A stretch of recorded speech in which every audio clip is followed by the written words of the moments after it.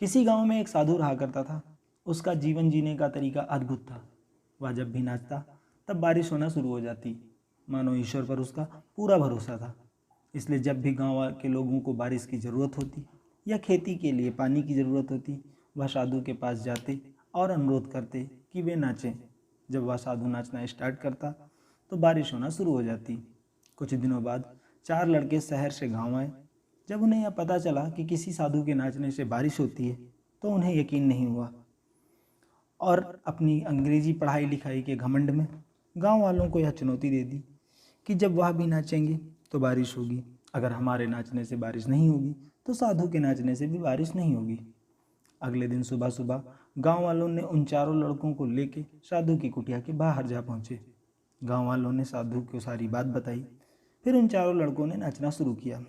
पहले लड़के ने नाचना शुरू किया, आधा घंटा बीत गया, फिर भी कुछ नहीं हुआ। वह थक कर बैठ गया। पर बाद में दूसरे लड़के ने नाचना शुरू किया। 1 घंटा बीत गया और कुछ भी नहीं हुआ। ऐसा करके उन चारों लड़कों ने नाच लिया, पर बारिश का कहीं भी पता नहीं चला। अब साधु की बारी थी। उसने नाचना प्रारंभ किया।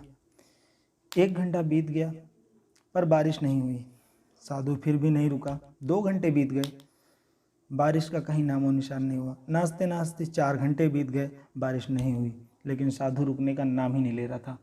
धीरे धीरे शाम ढलने लगी। तभी बादलों की गड़गड़ाहट सुनाई दी और थोड़ी देर बाद जोरों की बारिश हुई। यह देखकर चारों लड़के दंग रह गए। तुरंत साधु से क्षमा मांगी। फिर चारों लड़कों ने साधु से पूछा, बाबा भला ऐसा क्यों कि हमारे नाचने से बारिश नहीं हुई, आपके नाचने से बारिश हो गई। साधु ने उत्तर दिया, जब मैं नाचता हूँ तो 2 बातों का ध्यान रखता हूँ।